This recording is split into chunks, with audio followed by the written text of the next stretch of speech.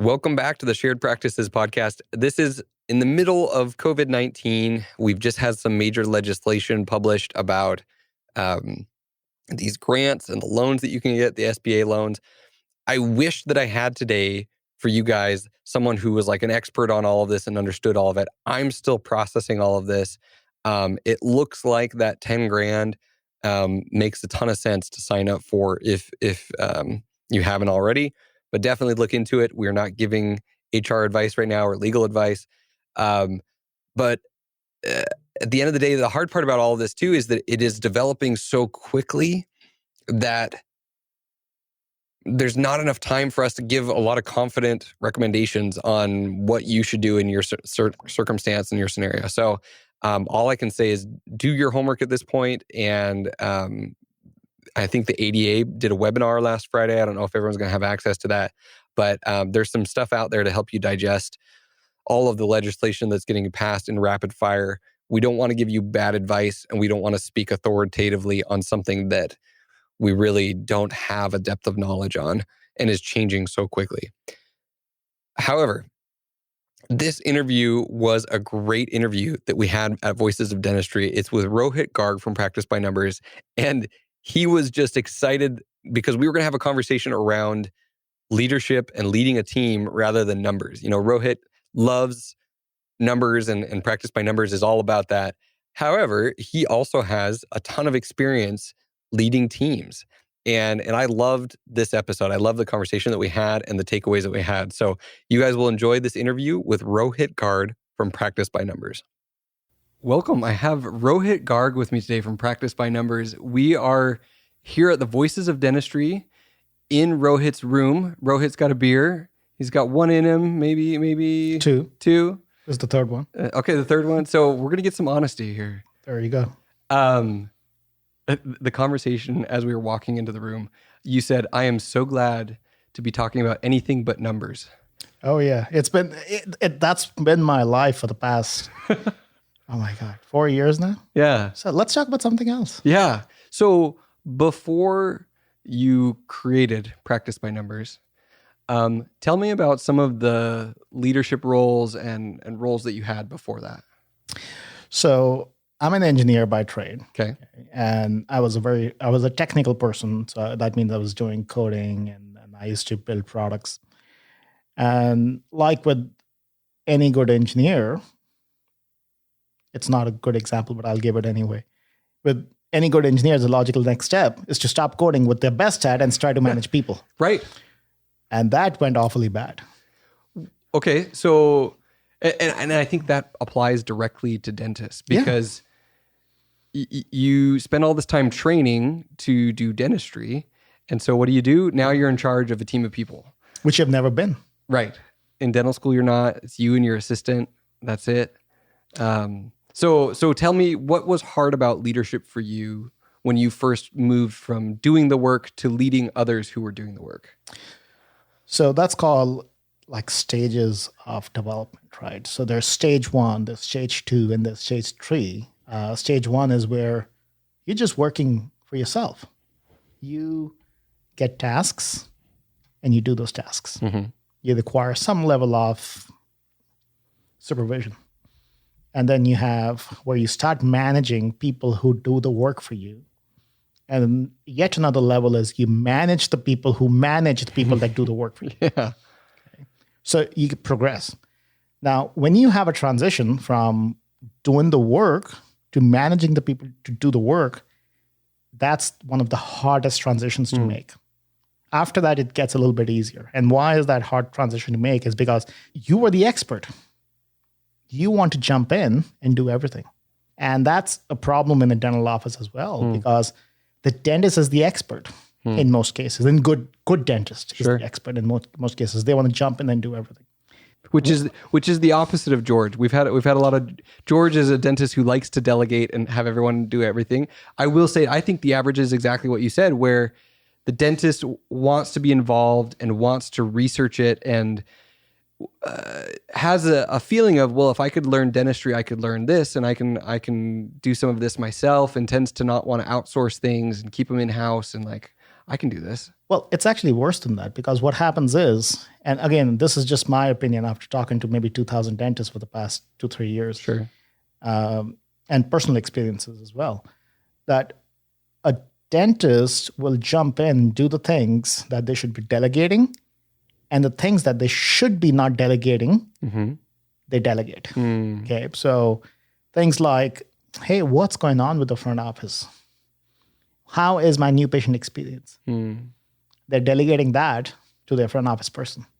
You know, I sat down in the dental chair to get a cleaning the other day, and I never even realized that our hygienist has a screen, like a PowerPoint running, and I've never sat through it. Like, I'm always kind of peeking in and in the room. I'm looking at the patient. I'm really not looking at the TV. And I just sat there and stared at the TV, and I was like, some of these pictures are so pixelated. They are like the Google image thumbnail is what is like on the PowerPoint. So what's on the PowerPoint? Just a bunch of random stuff. Like there's Like no educational, you know, some of it's great. And it's like whoever put it together, I don't know if it was that hygienist or another hygienist or the previous owner, whoever it was. Some of it's really good. And some of it is like really grainy, like really bad. And I was like, oh, this is an opportunity here for us to showcase our team, showcase what we can do, showcase befores and afters, all of this stuff. And if I hadn't have focused on, like what you said, the new patient experience and tried to like sit and do what a new patient walking into hygiene does, I never would have realized that. No, and most dentists don't. Right. They don't know what a patient goes through from the moment they start searching for a dentist to the time when they select a dentist to the first visit. That first visit is extremely important, and it'll seal the deal in most cases. Well, if they don't need treatment, it'll seal the deal. If they need treatment, it'll be the second appointment that'll seal the deal. Okay. If they will see you for a long time or not. Yeah. And that's important. So delegation. So they want to do a lot of the things they should be delegating, like sterilization procedures. Yes, you have to make sure they're right. Right. They're following the whole OSHA laws and everything. Right. But once your team's trained, just let them run with it. Let it run with it. Don't micromanage it. Yeah. Okay. Front, they do delegation by application. Right. They just hands up, it's yours. So much so that a lot of the dentists I've seen, and I was just recently talking with the practice that's failing. Okay. I think they're going to go out of business. Oh no. They don't even understand the difference between production, write-offs, and adjusted production. And here's a dentist that opened a practice right out of the school.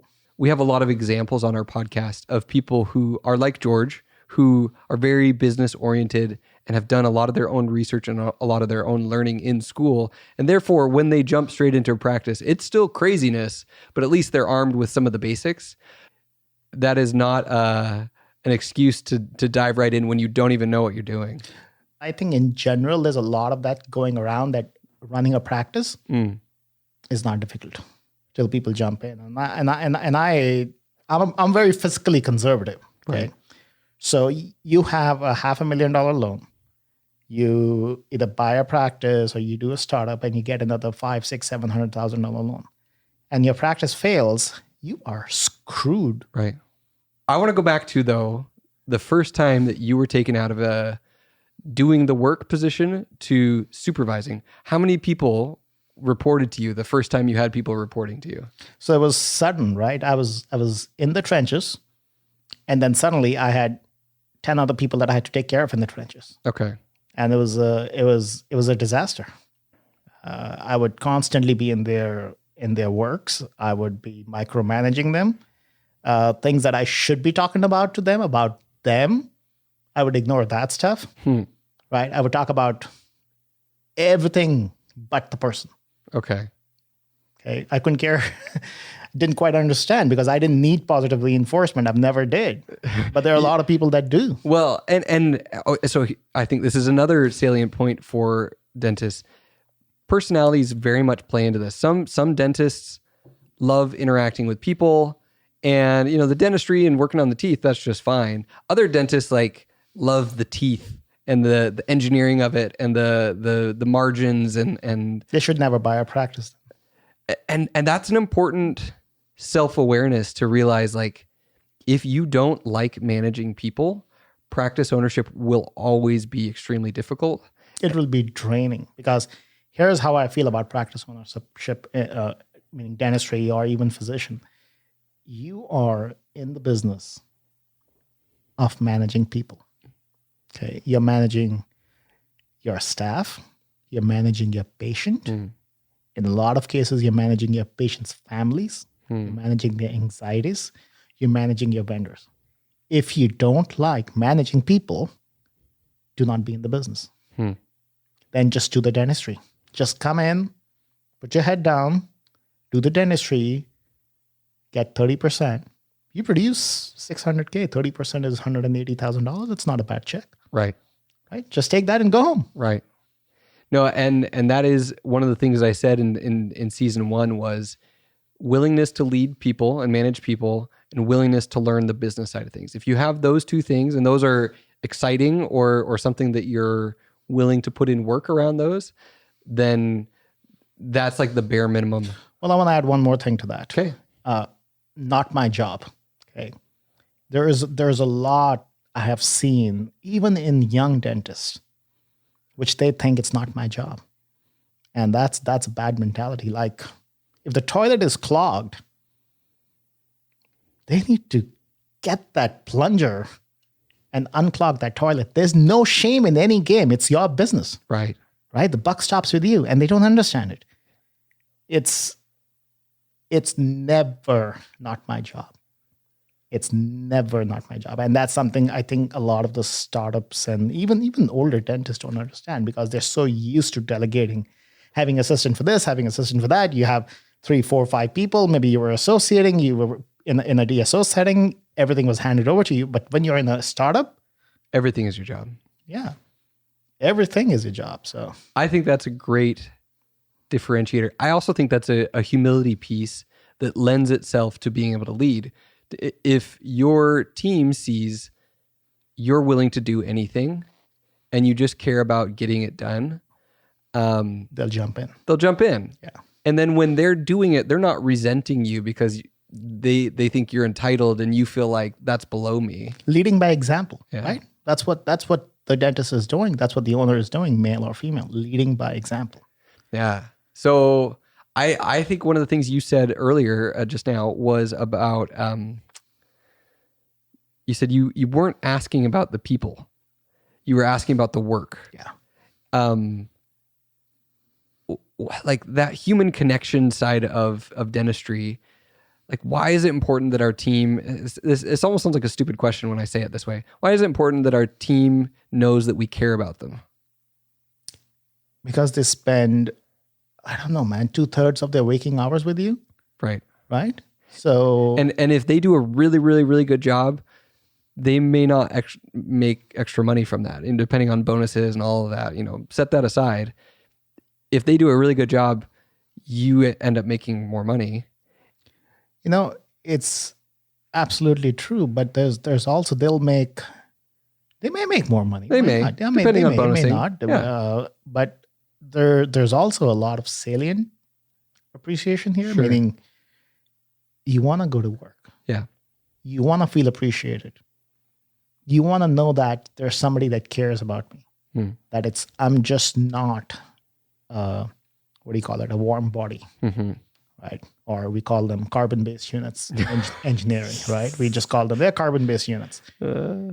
And they want to know that, okay, if I am having a bad day, my boss understands and my boss asks me, hey, what's going on? Right. Are you okay? Somebody asks me how my day was. Right. And that's really difficult. And I've seen people not have ways to, even they have compassion, even though they have compassion in their hearts, they don't vocalize it. Right. They don't say it. And if you don't say it, it doesn't matter. Doesn't matter. You might as well not. Yeah. To them, at least. It doesn't exist. Yeah. So for you, when did you start to learn some of these lessons at your previous life and now in your current leadership? Like, how big is PBN? How many people do you employ and are there? So PBN team used to be all in Seattle. Okay.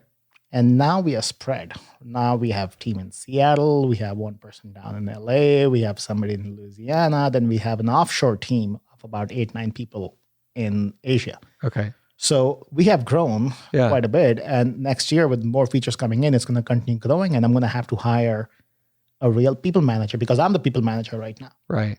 And I know my attention is already diverted, but the people that I have are very high caliber people. They don't require that much management because they understand they're working in a startup. They understand I'm busy, but that's no excuse. As I grow, I'm going to have to hire a good people manager person. Right. So I want to go back to the question that you asked me. When did that realization came? It's not easy. It doesn't come automatically because you can keep doing it and you think you're doing a great job. Your team's delivering. And then 9 months later, suddenly you receive a notice from somebody.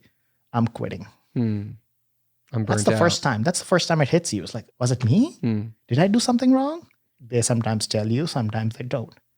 But when you are in a corporation, there's always managers upon managers upon managers. So when I was a manager, I had a senior manager on top. And I was a senior manager, I had a director on top. And I was a director, I had a VP on top, right? Right. Yeah, eventually there's nobody else on top.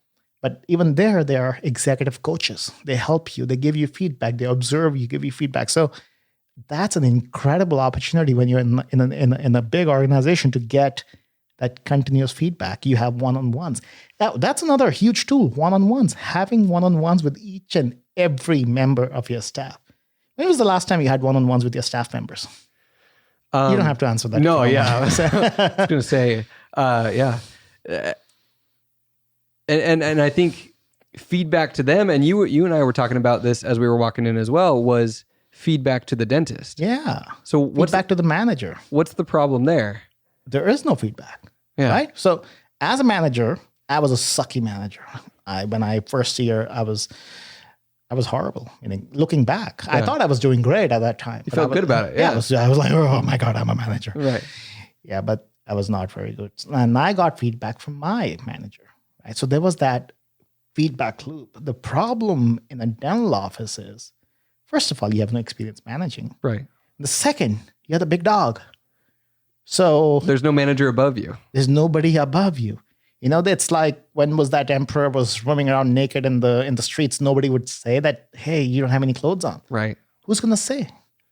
Nobody's going to say that, hey, Dr. Lowe, you kind of are not very good in managing people. Not that I mean that, but right. I think nobody's going to come and tell you, right? Right. Because nobody has the guts. You write their check. Right. So that feedback is such a huge part for anybody to improve. And that feedback needs to be immediate. It can't be, think about an example, and this is an example my coach used to use when I was at corporate office, that let's say you come home and you find your dog and he's peed all over the floor or the couch, or doesn't matter what he has done. Right. You come home and you start screaming and yelling at them. The dog's confused. Like, wait, what's going on? What's going on? He came home. I gave him a big hug. My tail was wagging. It's all happy. Dog's forgotten. And peed 2 hours ago. Yeah. I was like, I don't know what he's talking about. Right. So the feedback needs to be immediate. At least time limit. Meaning there needs to be a certain aspect of that because otherwise you're not going to remember on both ways. With dentistry, forget being timely feedback. There is no feedback. Right. So here's what I recommend. And I tell it to Aditi and tell other people who ask me. I'm not a consultant or a coach, and I don't want to become one, but people do ask me, and I have a habit of giving unsolicited advice. It's all right. And you should do a 360 feedback. Okay. And just ask people one-on-one. If you don't have a one-on-one meeting, you don't create that channel of communication between you and your team members. The only time you're going to know something is wrong is when you get their notice. And that's not good. It's the worst way to find out. Oh, yeah. Yeah. Because you're not prepared. And I think we have to create, So, and this is the second time that a 360 reviews come up on the podcast in this season. My dad was the other one who mentioned that. He does that. He's a corporate coach, and he uses that routinely. And for a lot of leaders, that's the first time they realize, oh crap, I've got stuff to work on. Yeah. And are really willing to work through a lot of this. So we have to do extra work as a dentist to make the safety and make the time for people to feel comfortable to even open up and share feedback with the dentist. Yeah, it needs to be on a regular basis, because if you suddenly, can you imagine if you have an assistant that's been working for you 6 months, on the 7th month you call her into your office and say, hey, Rita, what do you think? How am I doing? Doing great, boss. He's like, am I in trouble? Right. Yeah. Yeah. And that's what you don't want. You want it to be a normal routine thing. Yeah. Where just you sit them down and just be like, hey, how are you doing? What are you seeing? How am I doing? Have I missed stuff? Is there stuff I'm not doing right, or that I'm saying weird to patients or to the team, or, I'm just trying to improve and do better. Yeah. What's your dog's name? What's your kid's name? Right. Right. Have that knowing them as a person, so that they don't put you on that pedestal. Yeah. It's a bad analogy, but anyway. No, yeah. I think that in undergraduate, there was a dentist who I worked with and shadowed and did some volunteer work. And he was very much like a jeans and tennis shoes to work. Patients and team all called him by his first name. Like he, was actively pushed away being called Dr. Vogel. It's like he wanted to go by his first name with his team and with his patients. And you could tell that he didn't have a pretentious bone in his body. And that would be someone that, and there's nothing wrong with, if you want to be called doctor, that's fine. But that type of attitude, that sentiment of like, we're just people. Talking people to people. You've got a life, a family, a job. I've got a life, a family, and a job, and we just happen to be working together. Right. If you can create that safety and that feeling, that feedback channel has the chance of being opened if you then ask it and make it a routine. Right. So now I'm going to put you on the spot, and I feel bad. That's fine. Do you do this right now in practice by numbers? Oh my God. So, because you're the king of the hill there. You don't have a VP. You don't have a. That's why. Didn't I not say that I need a people manager? Right. So I will show you my calendar. I know other people can't see it. I'll show you my calendar, and on my calendar you will see one-on-ones. Okay. So like right here, bi-weekly one-on-one. Yeah. There we go. So hey, that was legitimate proof that you just showed immediately. Yeah. That doesn't mean I do them every day. So I was telling you, my team is very high functioning team. Meaning they started with me almost 2 years. Most of them did, and except there are 2 new people, and they know I have a very open door policy, right? And that's another thing. It's like open door policy. It should never be that you have to schedule the time to talk with them. I'm making excuses right now, believe me. Right. There should always be one-on-one time set up, and it's set up. Do I make it every time? I'm always there. Right. But I never force them to come and talk to me. Right. But if I was in the corporate world, I would actually force them to come talk to me, because it's important, because you get disconnected. You have so many things. But here I'm in we have 1,000 square feet. And in the office, we are 7 people. So I see them every day, all day, multiple times a day. Oh yeah. So very, very, there's a lot of one-on-one time. Well, direct interaction time. Right. No, I thought that was really cool. I put you on the spot, and you sure enough had on your calendar. I have it, but I don't do all of them. Yeah. No, and I think that's important to schedule it and have it recurring, and it's on their calendar, it's on your calendar, and they know, and it's just an expectation. I think that right there, scheduling one-on-one time with each of your team members, that is one takeaway that any dentist can take from this episode and immediately implement, and they're going to see results from that. Yeah, and also sometimes it's difficult to schedule the time. So what I tell people is just go for lunch, right? So if you have 8 employees, twice a week, have lunch together with 1 employee. So that way you can cover 2 a week. Right. So you cycle through them. Right. Right.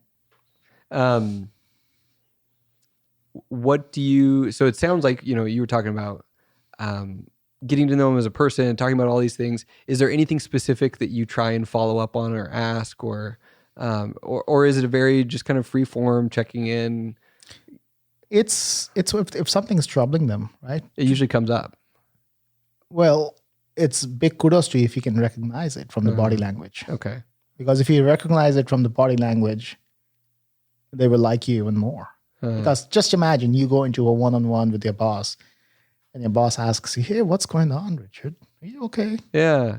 Because he recognized in just the way you walked that something's different today. Something's different today. That means A, you normally pay attention, and B, you're paying attention today. Yeah. And you care. You're not on your phone. You're not, in and you remember the small details. Yeah. Right? The small details are important because what about your kid's college application for that particular school? So right. That small details. I used to make notes. I used to suck at it. I still suck at it. My wife, she's incredible. She knows everybody with their kids, their their dogs' girlfriends. So yeah. That's awesome. Well, we're getting close on kind of time and having to move on. We've got a dinner to go to, but I really appreciated you opening up and sharing some of your previous experiences. But just that one practice there alone, if every dentist implemented that, their office would be better. Absolutely. I believe that. Yeah. And sharing actually your expectations in a one-on-one setting. So tell me real quick then, what would you let them know for those expectations? Oh, the expectations is both hows and what's, right? Okay. How do you expect them to do their job? Meaning people and teams and how do they get along? But what do you expect them to do? Most of the practices don't even have a goal, okay? Which is you bring in you have a one-on-one with a hygienist, you expect them to understand, you want them to produce $200 an hour. I thought you said we weren't going to talk about metrics. I'm just kidding. I have to plug practice my numbers at the end anyway. Okay. No, I'm just kidding. You talk about setting goals. Sure. Okay. And make sure they understand the goals. It's incredible that most practices don't talk about goals. I don't know why. It's not a taboo subject. And if they talk about goals, they talk about goals in big teams. Right. A goal, when it's pertinent to a person, should be talked about in private for that person. And they need to understand that's their goal. And they're responsible for it. And that's also one-on-one time. And that doesn't take... Sometimes that could be pretty quick. It's like checking in and, here's where you're at. Here's how things are going. And sometimes that's going to be a longer conversation. If there is a pattern or a struggle or it's down, and you're never going to find that out if you're not looking at the numbers and then talking about the numbers. No. And if you're not a good leader and you don't know the numbers of your office, you can be, what happens? Let's say a hygienist comes to you and says, I want $60 an hour, Richard. What are you going to say? That's your top hygienist, let's say. You love her, office loves her, the patient loves her. What are you going to say? I'm going to say, okay, why do you say that? I'm going to ask her, what's your justification to say? Because I'm worth it. Okay, well, let's look at the numbers. Okay. So that's what I'm saying, right? So having that closed environment to talk about goals, sometimes it becomes a bigger conversation. It becomes a conversation about performance. Sure. Right? That expectation. Okay, you want $60? Fine. Can you produce $180? If you can, yeah, sure, you deserve $60. No problem. Okay. If you don't, sorry. Where am I going to bring it from? I don't have a money tree in my backyard. Right. No, I love that. And it becomes okay, that's what you want. Well, here's what we need to make that happen. Yeah. And it's not confrontational. It's not awkward. It's not like... It's business. It's business. Yeah. When it comes to money, it's business. Yeah. Right? Money is always about business, but the people interaction is always at a personal human level. Sure. And that's the hard part. That's where we screw it up. Yeah. Well, we all do, man. We screw up both sides. We screw up the business side and the people side, but we're trying to avoid that. We're all works in progress. That's right. Well, this has been a lot of fun. Oh, same here. Thank you for sharing this. And this is the plug zone at the end. So we have obviously loved Practice by Numbers and everything you're doing for us and our clients and the whole episode a week of our show. What are you excited about moving forward with Practice by Numbers? There's some new panels, stuff just happened right now and stuff that's coming out in the future. What should people be excited about? There are incremental changes coming that people have been asking us, but they are incremental. They're not earth-shattering. Not earth-shattering, meaning, if I was a marketer, I would have been like, the biggest update in the whole world is coming next week. Right. No, there are small changes, things like measuring treatment acceptance by hygienists, looking at customized emails at night, so you can define what you want to look at. But pretty major changes are coming in the end of Q2, and I can't talk about them on air. Okay. So, but we will soon talk about them, probably in the middle of at the end of Q1. Okay. But it's a little bit too early to talk about. That's fine. No, that's great. But those are massive. I will say that one of the things that you said to me earlier today here at Voices of Dentistry, I was telling you that, hey, I'm looking at the morning huddle feature of Practice by Numbers. What metrics should I be looking at for each area of the team? And you said you shouldn't be looking at any specific metrics. You should be looking at patients and the schedule and the day. Talk to me about that. So, because I was trying to say, like, how many things should I have my team reporting on, or how should I be using Practice by Numbers for that morning huddle? So to begin with, if you've never used a huddle before, I would actually look at the number I should look at is what is scheduled for the day. Okay. If you want to look at any numbers at all. What's scheduled for the day to start out with, because you will implement huddle in steps. You can't just come in. Hey, let's do this 10-step huddle. They're going to revolt. They will go dreamy-eyed and probably fall asleep, or some of them will just pass out. Okay, so you have to implement it slowly. And initially, all I say is implement it in a way that you're looking at what's scheduled for the day. Okay, is that above your goal or is that below your goal? Okay.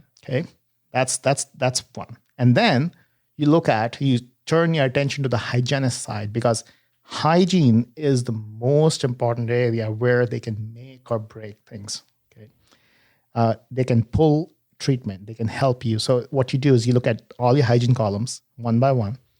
How many patients are coming in? Which one of them have pending treatment? Which one of them have family members that have not been scheduled? And which ones of them have people that owe you money? So the past due or the due balances. Yes. Because of this past due, they may not come. Yeah, those are these probably might cancel. And these ones that have pending treatment, we could maybe do some same-day treatment here. Exactly. And the ones who haven't scheduled their family, that's filling our schedule moving forward. Right. And after that, you look at the doctor side. Because the doctor side, you'll be hard pressed to find just same day treatment, because you already scheduled that treatment. They already are coming in for a particular treatment. Right. So that's why I say spend the time on hygiene and see what can change for that particular day from hygiene, and engage your hygienist on that.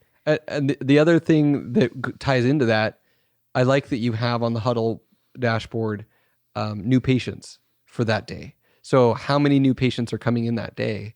And then a discussion can be made so that everyone's kind of looking for and can roll out the red carpet or welcome those patients and make sure that we don't botch that up when they come in. New patient experience, yeah. New patient. Actually, one more thing, if you are being adventurous right now to look at, is which patients are coming in who are loyal patients, meaning they have sent you referrals.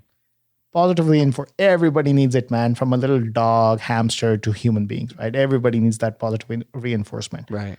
So you positively reinforce the fact that you remember that you have sent them referrals. Okay. And you appreciate them. You remind them every time. Nice. And that list is on there as well. Okay. Perfect. Well, in 6 months, I hope to be able to, come back and report like, hey, we did morning huddles. We used PBN. Here's what we focused on, and it's working really well. And then we'll talk about yesterday's, because as you grow, you'll want to look at yesterday's numbers as well, because you celebrate a little bit as well. Okay. But if you haven't done huddles, let's start with the very basic. Just look at what's today. Are we above goal, below goal? and which patients do we need to focus on? Perfect. Well, this has been fantastic. Thank you so much, Rohit, for supporting the show and for coming on today. We really appreciate it. Awesome. I loved it. Cool. We'll talk to you later. Yep. That was a great episode, a great interview. I loved talking with Rohit. I loved his experience, his journey that he's been on in leadership, and specifically that takeaway of scheduling time to talk with your team members. Right now, a lot of people, if you haven't let your team go, and even if you have, I think it makes sense to schedule time to check in on your team members. Schedule time to say, hey, I know that we're not working right now. I just want to make sure that you and your family are okay. And if there's anything that we can do for you, and checking in with your team members during this downtime and scheduling that, I think that would be an excellent immediate application of this episode in this crisis. So, and then continue that practice onward once you're up and running. So I really appreciated it.